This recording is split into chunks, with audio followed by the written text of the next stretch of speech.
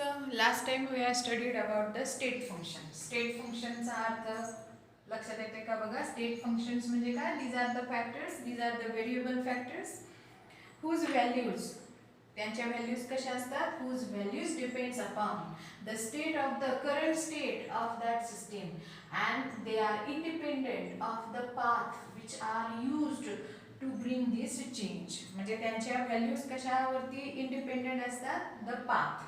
मग असेच आपण बघितलं. So these state functions they are the temperature, pressure, volume. So these variable factors they are the state functions.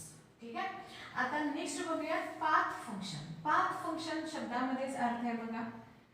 path function. So these are the properties. म्हणजे ह्या काय? these are the properties of the system whose values depends upon. यांच्या values कशावरती depend असतात?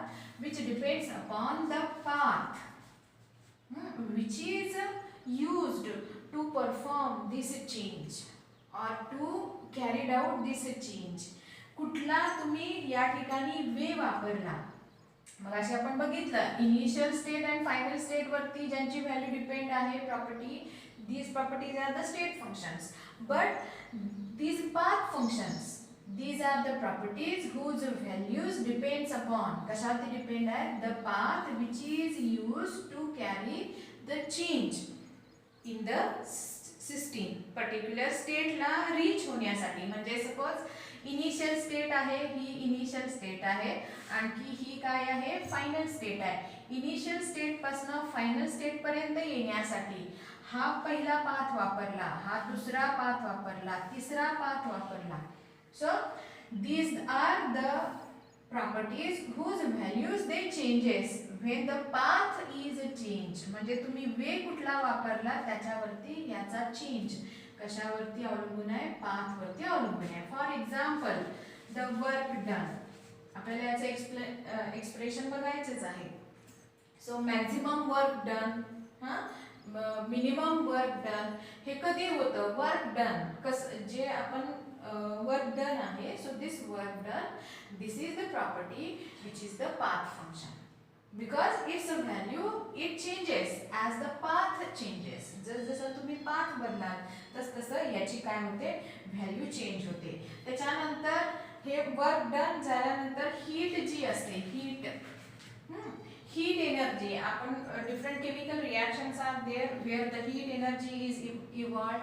So if one type of reaction is done then in case of some reactions a small amount of heat is evolved. In another way if we use then large amount of heat is evolved. So heat this is the function or this is the property which whose value depends upon कशावरती depend आहे? the path or the way through which this change take place. So these are two properties they are the path function. हा एवढाच define साठी प्रश्न आहे. आता next point आपल्याला काय बघायचं आहे? तर थर्मोडायनॅमिक इक्विलिब्रियम. म्हणजे हे फंक्शन्स झाले स्टेट फंक्शन आणि पाथ फंक्शन. आता thermodynamic equilibrium. So what is the explain the term thermodynamic equilibrium. बघा थर्मोडायनॅमिक इक्विलिब्रियम. आता हे टर्म म्हणजे काय? थर्मोडायनॅमिक इक्विलिब्रियम म्हणजे काय? पुन्हा आपल्याला काय करायचं आहे? इमॅजिन करायचं. So suppose here the gas cylinder is there. पुन्हा आपलं कन्सिडर करूयात आपण. So suppose this is the gas cylinder where the gas is enclosed inside this. It is fitted with weightless and frictionless piston. म्हणजे हा काय cylinder आहे? It contains here the gas. या ठिकाणी गॅस एनक्लोज केलेला आहे. So suppose this gas is having the volume V1. then this piston it is applying the pressure. suppose this pressure is the P1. ठीक आहे. then the temperature maintained is the T1. हे temperature त्या ठिकाणचं काय आहे? T1 हे temperature आहे. दिस piston is हा जो पिस्टन आहे हा कसा आहे? वेटलेस फ्रिक्शनलेस पिस्टन आहे. त्याच्यामुळे बघा when it is in steady position when it is in fixed position, ज्या ठिकाणी it is not moving, then at that condition the volume of the gas is the V1, pressure is the P1, temperature is the T1. So these variable factors, they remain stable, they remain unchanged राहिले. as time changes, म्हणजे तुम्ही 1 तास घेतला, 2 तास घेतले तरी सुद्धा काय आहे, when this piston is steady then pressure is the P1, volume is the V1, temperature remains the constant T1. Time changes, time वाढत जाईल, टाइम 1 तासाचे 2 तास होतील तरी सुद्धा these variable factors they remain unchanged. Then at this time this system is said to be in thermodynamic equilibrium. लक्षात येते का? म्हणजे बघा, टाइम जरी वाढला तरी काय राहतंय, when the piston remains in steady position then the pressure is P1, temperature is T1 and volume is the V1 of this N, that means number of mole of gas. These variable factors they remains the same, then the system is said to be in thermodynamic equilibrium. लक्षात येते का बघा? So this is the condition, म्हणजे thermodynamic equilibrium ही condition म्हणजे काय, when these state functions, thermodynamic equilibrium is the condition where these state functions they remain unchanged. These state functions they do not vary in time, that means they remain unchanged. So this is the condition called as thermodynamic equilibrium. पण बघा, when this piston is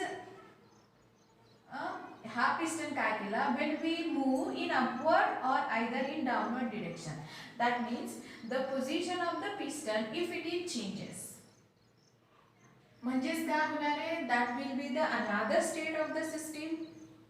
ती काय होणार आहे, त्या ठिकाणी आपण काय केला, तो पिस्टन काय केला, मूव केला इन अपवर्ड डिरेक्शन.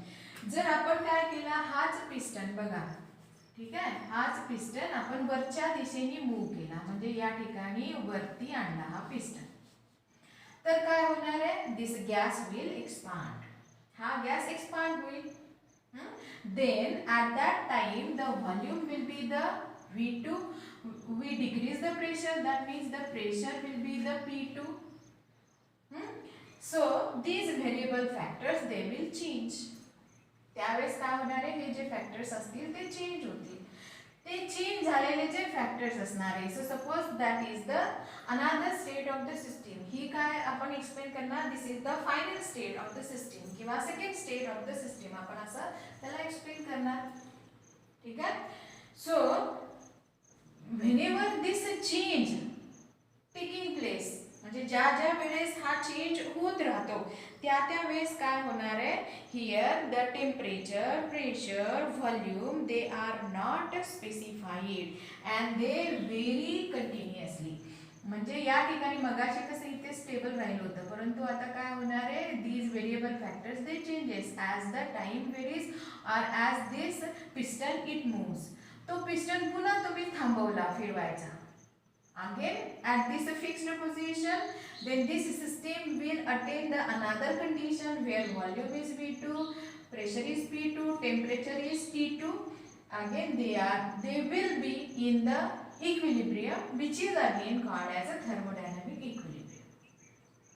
पण हे thermodynamic equilibrium कधी येतं, when the values of these state functions they do not vary in time. म्हणजे जरी टाइम वाढला तरी त्यांच्या व्हॅल्यूज जर फिक्स राहिल्या तर त्या कंडिशनला काय म्हणायचं, थर्मोडायनॅमिक इक्विलिब्रियम. लक्षात येते का बघा. So this is the another point, thermodynamic equilibrium. म्हणजेच पिस्टन ज्यावेळेस तुम्ही मूव्ह कराल अपवर्ड किंवा डाउनवर्ड डिरेक्शननी, the values of the pressure, volume ते चेंजेस. मग असं चेंज झालेल्या व्हॅल्यूला त्याला आपण काय म्हणणार, नॉन इक्विलिब्रियम कंडिशन म्हणायचं त्याला, किंवा नॉन इक्विलिब्रियम स्टेट म्हणायचं. But when their values remain the same then the system is in equilibrium, that is the thermodynamic equilibrium.